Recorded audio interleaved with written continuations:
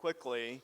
How I got to know David Peters was through a church publishing catalog that came to my place of work, and I was flipping through it, and I saw this book, Post-Traumatic God, by David W. Peters, and I was like, that looks pretty interesting. I'm going to check that out. So I bought a copy of it. I was starting to be more involved in online sort of Anglican Episcopal communities as well, and I connected with David that way. And so we have gotten to be friends through online. And then, I don't think it's too far of a stretch to say that David is one of the reasons I ended up in the Diocese of Texas, honestly, because he's just a really amazing person and writer and priest. And I was like, that's the kind of folks that I want to be working with. So we're really happy to have David with us today. If you haven't heard David preach, you'll get to hear him at the 11:15. He brought a beautiful message that is based on some of the ideas here in this book. David will obviously tell his own story, but just by way of introduction, David enlisted in the Marines first, right? And served for how many years in the Marines? 6 years in the Marines, then re-enlisted in the Army as a chaplain, and so has a lot of military experience, continues to work with veterans groups in Austin, including, is it Loaves and Fishes? Yeah. So various communities there, but he does all sorts of things, and then is the vicar, which is what the rector of a church plant is called. So he's the vicar of St. Joan of Arc, which is the only Episcopal church, right, that is named after St. Joan of Arc. And with David's own military background, you can see there's a really interesting connection there. And so he's the vicar of St. Joan of Arc in Pflugerville in the Diocese of Texas. So please welcome David. He's going to talk a little bit about his book. I'm going to ask him some questions, and then we're going to have a Q&A and allow you all to ask some questions as well. So welcome, David. Thanks for having me. Thank you. I feel so welcome. Thank you for having me over today. It's good to be your neighbor to the south here. Yeah. Did you want to read a passage from the book? Yeah. Love to. I brought a copy. Thank you. I'm glad you did. This is a book that, because of the book that Andrew mentioned, Post-Traumatic God, this is Post-Traumatic Jesus. Post-Traumatic God was written a number of years ago, and I had a couple chapters in there about the experience of the disciples at the crucifixion and how they experienced the trauma of those events and then how they affected their preaching and lives after. And I found that when people read that book, and the 4 people that read it, you being one of them, and they actually told me something about it, which, when you write a book, you never know what happens to it. You hear some things every once in a while, rumors that people are reading it. But for the most part, it just goes away and never comes back, and you hear about it occasionally. But people would say things like, that was the part I really liked, or that really meant a lot to me, this part about the disciples and Jesus and trauma and things like that. So I was like, well, I should probably expand that into an actual book. And then it was right in the beginning of the pandemic, and I was like, I'm going to, flourish in this time. This is going to be great. I don't have to, do all my little job stuff that I've been doing to try to plant this church in the first year of its life. And I was basically, as a church planter, you just hobnob and mingle with people. You just go to 4 or 5 events every day of where people are gathering, and you get to know them and try to see if they're interested in coming to an Episcopal church and reading out of a prayer book and stuff like that. It's that's kind of the job for a while. And I was doing that, and then I couldn't do it anymore. I was like, well, I'll flourish in this time. I'll create a great work of art, in this time of, well, that did not happen. It was pretty hard just waking up every day. And eventually, my sedentary lifestyle during the pandemic, somewhat, and my use of alcohol as a medication led to a liver problem, which fibrosis of the liver, pre-cirrhosis kind of thing. And that was a part of my pandemic journey too. And, so real life happened to me during that time. But when I could, I worked on this book because I knew this was the only thing that might come out of this experience that might actually help somebody. And thankfully found found a publisher for it, and then finished it eventually, like kind of as the pandemic was winding down. But I share that because this book was written like while all of us were like finding out a new thing every day about a disease that might kill people you love, or you, or your kids, or family, or parents, or and so it's written very much with that immediacy of like, we might not have much longer, here going along. And one of the symptoms of PTSD, of like the foreshortened future where you can't really see things far ahead, everything is like right there in front of you. It makes impulsive behavior more enticing. That certainly was playing into the writing of this book. So this is like a relic from a time that I hope we never have to go through again. But I think that I'll read a bit of it just to start out, but this is the voice. And I wrote this book. There's a bookshelf table over there. Half of the books are from a bookstore that just lost their building, that has a whole shelf of my books, okay? And it's like the greatest bookstore in Pflugerville. It's the only bookstore in Pflugerville, too. And they have a whole shelf of my books, and their building got shut down by the city. They have to rapidly leave it. So they're trying to do like a blitz sale. So I took these books here to you today. If you want to buy them, the books on the left side of the table are all from that bookstore.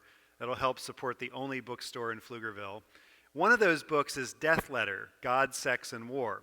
That's the first book I wrote, published by a small veterans publisher. And it's the book I wrote in my real voice, like actually as it was happening. And then I wrote a couple other books that were more like David Peters, the Episcopal priest who is trying to be respectable and stuff in this world. And then this book, when I got to it, I was like, I got to write it in my own voice again, because that's really the only thing I have, and maybe that'll connect with people in the middle of a pandemic. So this book is written in that voice, the voice that doesn't have everything together. Let's do this part.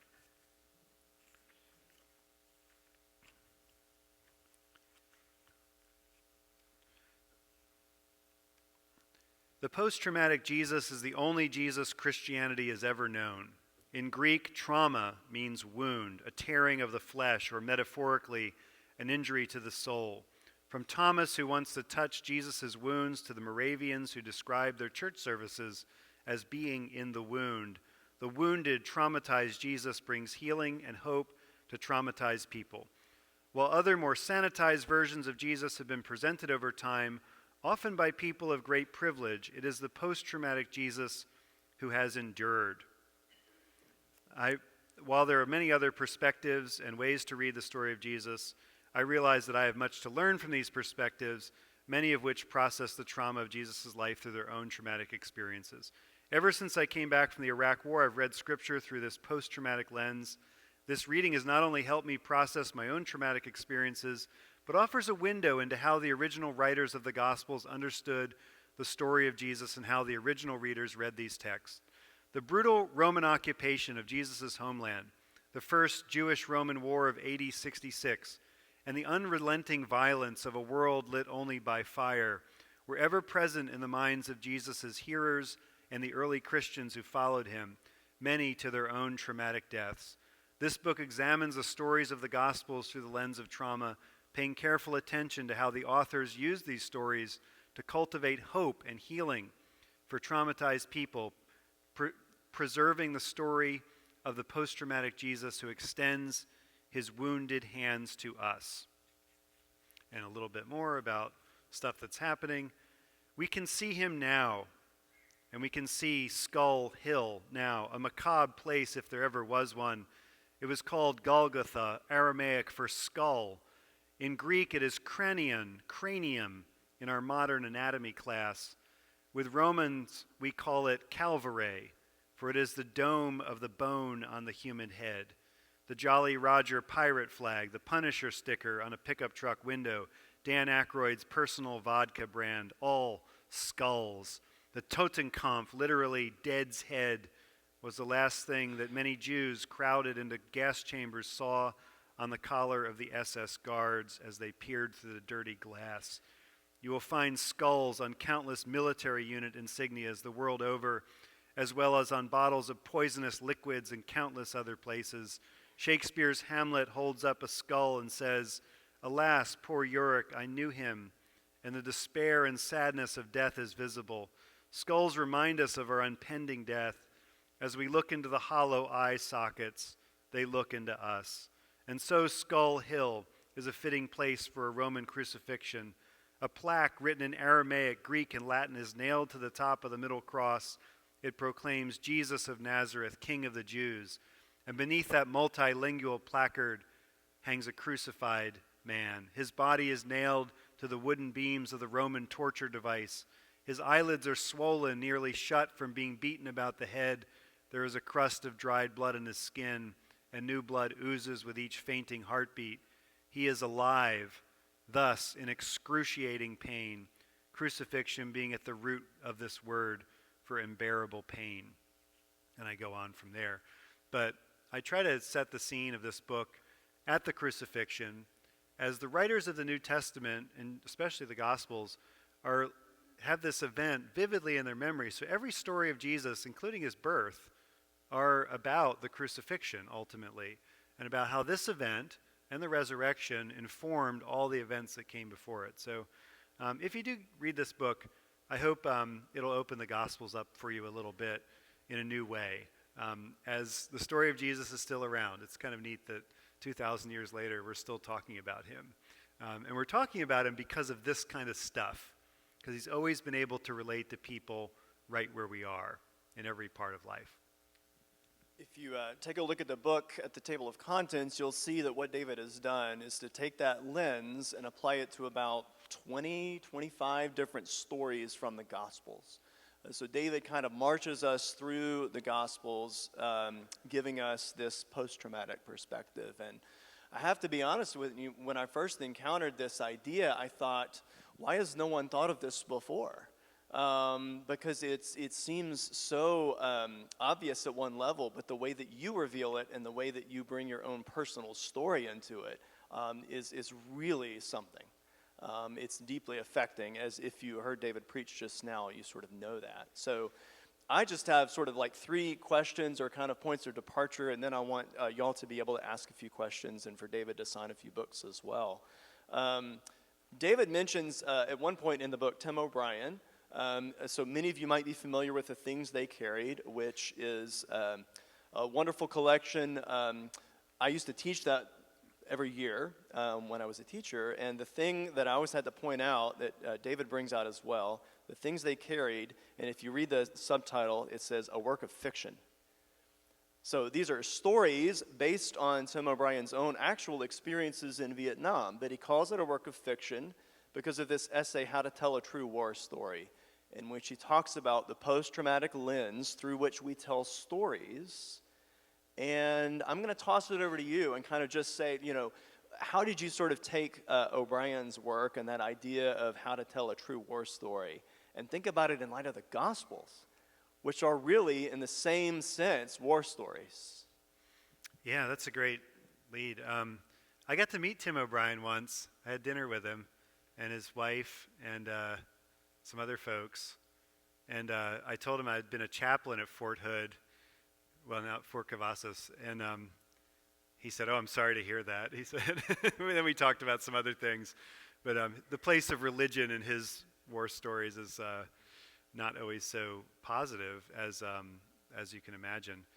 But he lives in Austin. He actually, it's so funny because when we were talking, he has 2 boys, and I have 3 boys, one of who's here today.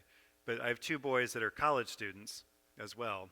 And his kids and my kids are the exact same age. My older 2 and his 2 boys are the exact same age, which is so weird, as a Vietnam veteran and me as this time. So anyway, I just thought that was a fun trivia.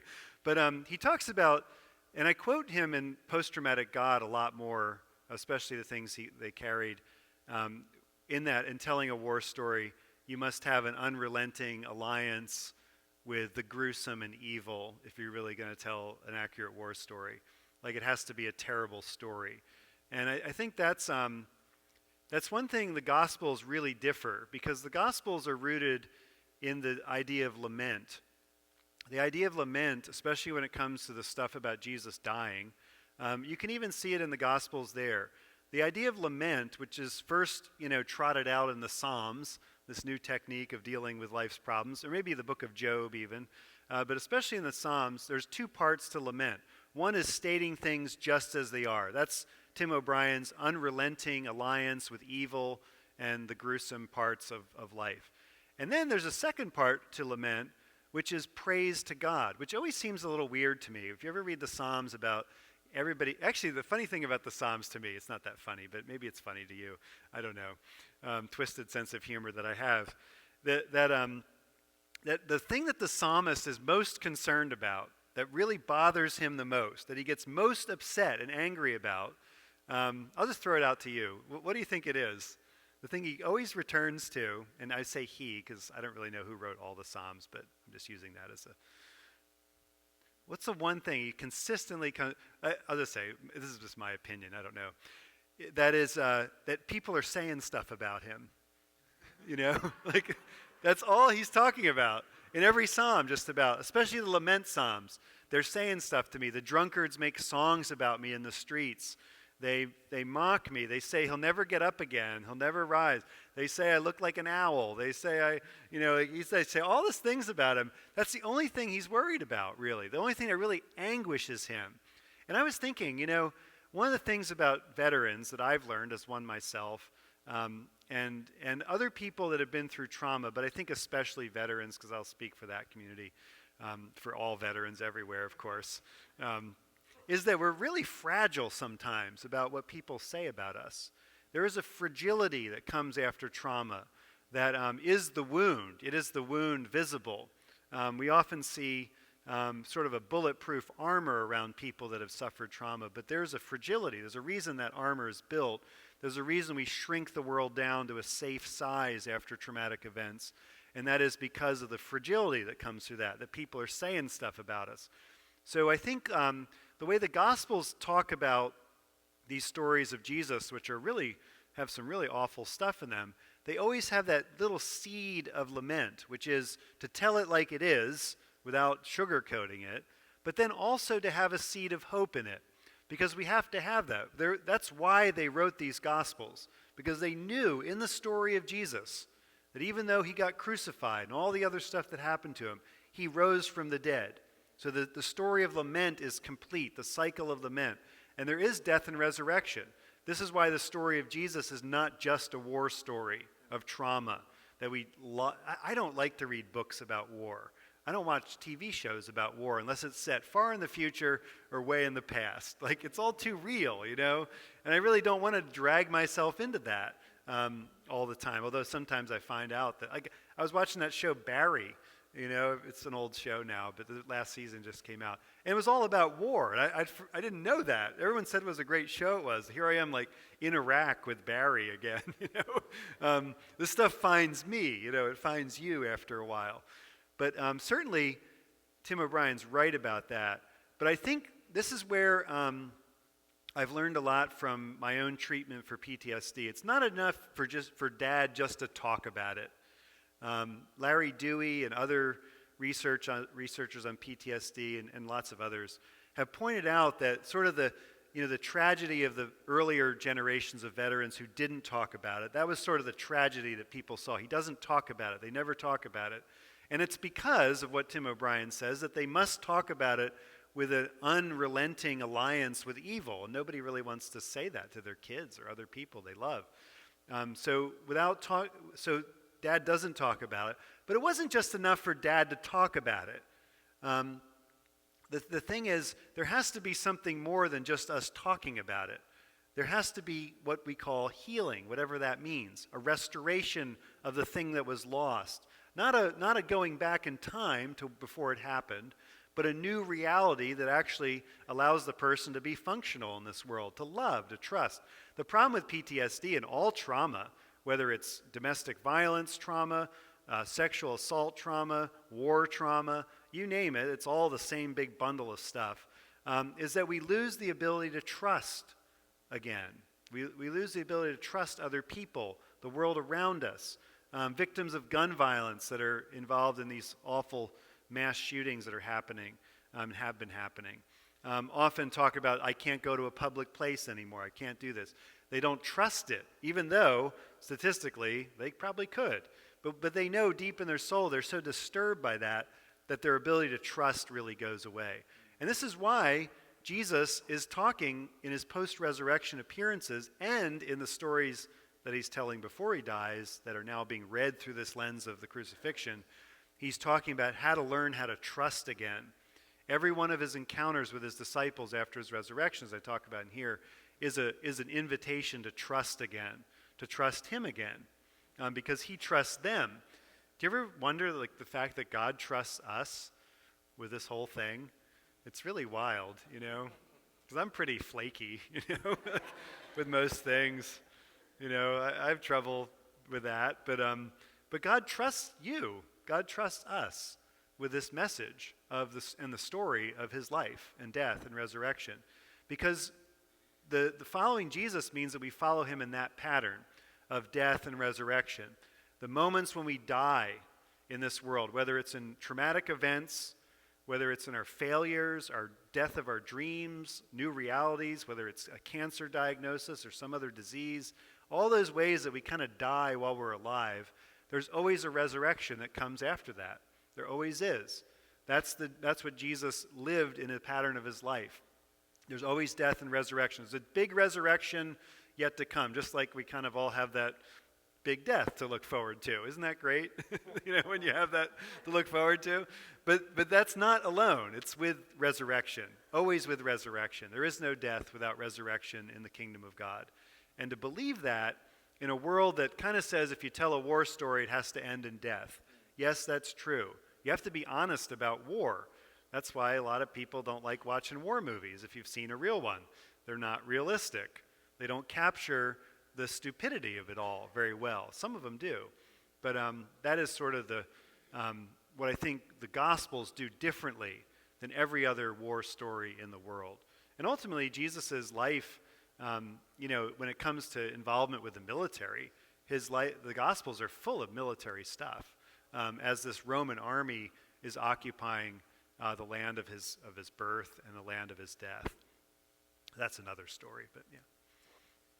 There's a quote that I'm going to read from the book, if you don't mind, and it gets at an idea that I had encountered first in David's work, and he's drawing on a lot of other theorists and practitioners who talk about PTSD, and it's the concept of moral injury.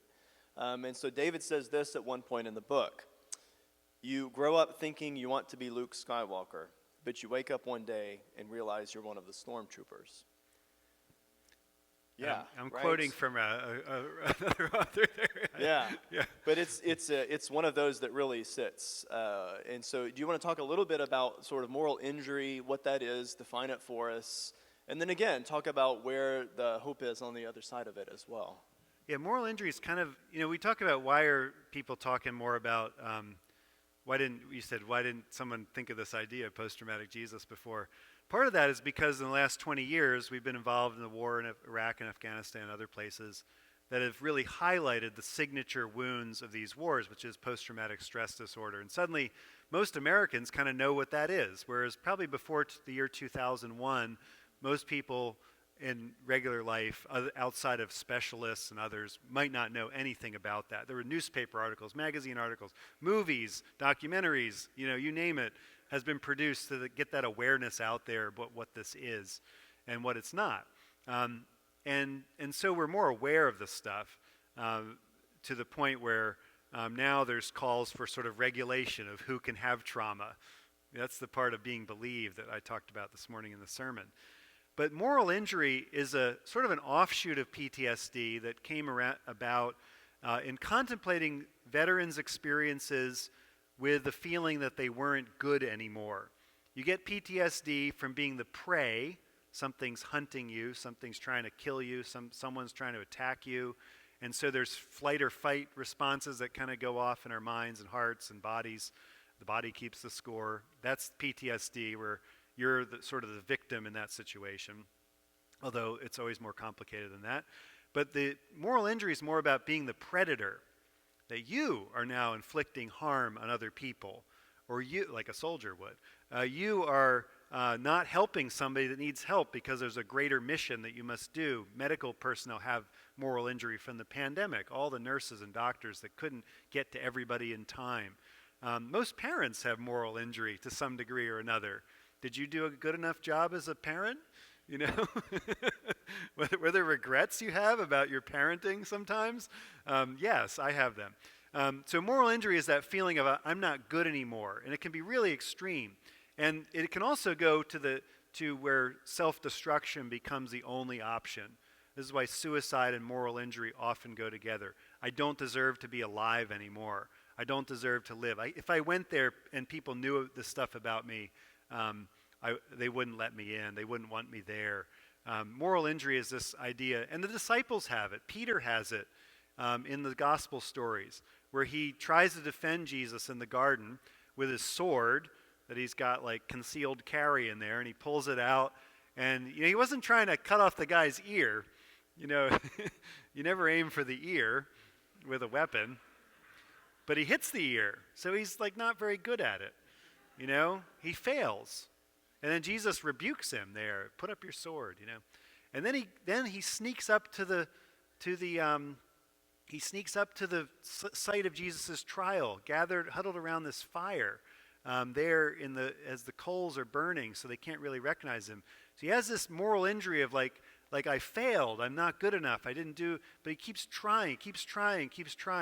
And that to me is the symptom of every human being. At some point or another, especially in situations where there's nothing you can do to make it better, like a war. Like if you've been in a war, you know that no matter how hard you try to make things better, it gets worse usually. It doesn't get any better. The war is still there. Or any other complex situation of trauma where you're overwhelmed by what you have to do and all those other things. So moral injury is that wound of the soul that says, I'm not good anymore. They wouldn't want me around. And the New Testament is written by people that had a lot of moral injury over that. We can see it in the life of St. Paul as he's holding the coats of those who stoned Stephen. We see it in the gospel writers as well, as they are kind of there for the events of the crucifixion, but they're not there. And they keep having this back and forth discussion of really where they were when these events happened. There are like 4 gospel accounts of the crucifixion. They all put the disciples in different places. Maybe because they don't really want to talk about it. There's a lot of moral injury in the texts themselves. And I think that's a concept that people... And what do you do with moral injury? Moral injury is just a synonym for this archaic English word that nobody uses anymore. Does anybody know? We use it in church sometimes. But it's a word that you only hear it in context of like dessert, like a sinfully delicious chocolate or something. Sin is not a word that people use in English anymore. I guarantee you could go all year and think to yourself, did anyone use the word sin outside of a joking context in any real place in life in this modern discourse? No. It's not something we actually even believe in anymore. But moral injury has kind of filled that vacuum of sin. So I think this is a place where we have the whole church service we just participated in, you will participate in a few minutes, is to clean up moral injury, to heal people from moral injury. We read the scripture, we have a little sermon to kind of give you a little pep talk about this. And then you do the confession, where we're supposed to confess our sins. And the thing about hearing confessions as a priest, as a chaplain, and just as a person and listening to people's stories, in every story of trauma that I've ever heard, of where bad stuff happened to somebody, there was always this other part of it, usually, where people felt like they had done something wrong and were guilty over it. And often we will be very quick to say, oh no, that wasn't your fault. Look what happened to you. But there's this thing about humanity that always kind of centers ourselves a little bit and says, I could have prevented this if only I had done this, if only I... And what do you do with that stuff? You can't do anything with it. Because if you tell your friends, they'll just say, you shouldn't feel bad about that. You were just driving to work that day or whatever it was. But this is the stuff we have to give to God. We have to give our moral injury to God. And that place to do it is right there at that altar. Because Jesus can handle it. And I hope we believe that when he says, come to me if you're weary and heavy laden, and I'll give you rest, that Jesus can really handle it. like everything you've ever done or left undone. That's really why he is living out the story, and we're telling the story still today. So enough of my sermon. No, that leads into the third point, which is not really I just want to read this quote and kind of have us think about it as we move into some questions from you all. But it's when David talks about Eucharist in the book and sort of brings it all home. And he says this: in some way, when we carry the bread or wine in church, we are loving the post-traumatic Jesus. At its most basic primal level, this is worship, ascribing value to something the world has beaten, tortured, and cast aside. And so this idea that Jesus is the one who stands in solidarity with all of us wounded people is at the heart of David's work, and something for which I know we're very appreciative.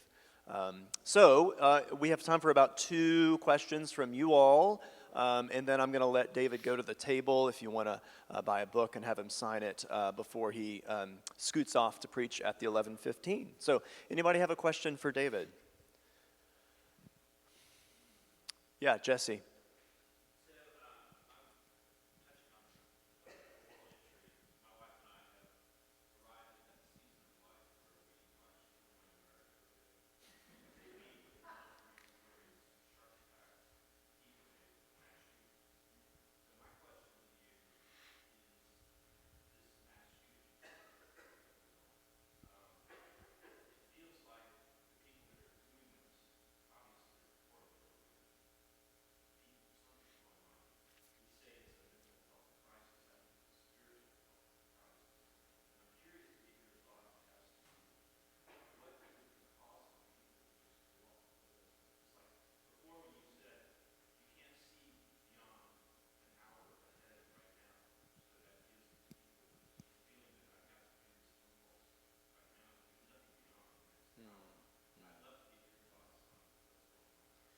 I want to repeat the question, Jesse, just for the recording so they can hear it. Jesse was asking about the spiritual vacuum in people's lives that are leading to these repeated acts of mass shooting, which I'll also add, and I'm sure David will comment on this as well, having children in schools, this is a repeated trauma for them, right? Even if it doesn't actually happen to them. And of course, we had a big scare in Waco this year. Earlier this year with something like this. So we have a traumatized generation of teenagers, right, who are continually being traumatized by these events, whether or not they're even happening to them specifically. So sorry, go ahead, David. Oh yeah, all 3 of my kids have been in actual lockdowns, because of a threat to the school they were in. One of the reasons I went to Pflugerville to plant a church, it's a suburb, it's a giant suburb, and one of the things that compelled me when I was trying to figure out what to do with my little life that I had left, and what am I supposed to do with it for God and for people and God's kingdom. On the Wikipedia page for Pflugerville, there's like 2 celebrities from Pflugerville. One of them is the Austin Bomber, a young man who grew up in Pflugerville, went to a church in Pflugerville, and built bombs in his house that he lived in with a roommate that his dad owned in Pflugerville, Old Town Pflugerville. Built these bombs and put him at the doorstep of a first victim was a black man, and then another black person was blown up with a bomb from him, and then he put it at a bus stop with school kids where they gather in the morning, but that one didn't go off. It went off the night before. And so in contemplating his life, there in Pflugerville, we pray at his house when we do Stations of the Cross there on our bikes. We pray for that. And so, to say like what's going on with him and, every little autopsy we do. And, whenever I go to the appointment at the VA, they ask me, do you want to hurt yourself or somebody else? And I have to recognize in that question that the evil to hurt other people is in every human heart, including mine, and has been all my life. So I don't have an answer for why people are doing that. If we knew one, we'd all be stopping it. We'd just do something to change that reality for guys like the Austin bomber, Pflugerville bomber, and others, many others, who seem to be very similar to him in their way of looking at the world. But I think, we must recognize as Christians that that ultimately what Jesus calls people into is not to be alone. Jesus calls people into community. And communities have a huge amount of accountability. After the mosque shooting in New Zealand, I went to our local Pflugerville mosque for Friday prayers, and I sat there on the floor with everybody, and they were, welcomed me in. And one of the guys there after the service said, he says, I have 2 teenage sons, and I bring them here to the mosque. I bring them here to the mosque whether they like it or not, because they need to see that our religion is about real people. It's not YouTube and stuff they see on the internet that are targeting these young Muslim men, just like people are targeting our young white men as well. It's the same kind of people that are targeting them with all sorts of propaganda that violence is the only way, and that they need to assert their power in the world. And if you're not enough of a man, you can take that power through violence. And Jesus witnesses to a completely different way. But I think the power of community is that young people need to see real people living their real lives. That's why churches matter. That's why even mosques matter in that degree. That people need to actually experience other people and the power of vulnerability. If you're a grown-up and you haven't shared your stories of vulnerability, which often include shameful stories of your life, with the young people in your life, we've all failed them if we haven't done that to some degree or another. Our job as older people is to bless younger people. We bless them by encouraging them, lifting them up, by saying, you have what it takes, you can make it, you can do this. And then in sharing the stuff that we wish were different about our lives. Not in some kind of, there goes dad again, the stories from Iraq, I don't want to be like that kind of dad or person for younger people. But stories of vulnerability where I failed, stories of vulnerability where I was ashamed, stories of vulnerability that will actually help them when they hit those milestones in their life that we never want them to hit. We have to do this as a community. The church is a place where that actually happens. And so, to me, I don't know about all these young men generally, but I do know that Jesus calls people not to be alone in community. And everyone is so siloed. I thought I would be doing a lot more youth ministry as a church planter, because I was a youth minister many years ago. Then I became a youth minister called an army chaplain, which was basically a big youth group with guns. I was like I was 27. I was the old guy, the 27-year-old old guy in this group of organization of 1,000 people. But I realized that the teens in Pflugerville are extremely siloed. Like you don't see them really ever. They're just not around. I see them at the Target and stuff, and they're there. But adults are just not, and there's safety reasons for that. We've said the risk to young people is so great of abuse and sexual abuse that we're just going to silo everybody in their age categories so the twain shall never meet. And I'm not sure the solution to that, but I know that's a problem of modern culture, that young people need to interact with older people in a blessing way. We need to bless them. If you can walk through this church building, there are a lot of kids there today. I hope you blessed them. I hope you found a way to bless them. That is possible, and that's the only thing I really see. I also think that at times in my life when I have felt violent impulses, I am so thankful that I didn't own a gun in those moments, because I'm glad I didn't kill myself, and I'm glad I didn't kill anybody else. And I think all of us have that propensity to violence in us as human beings.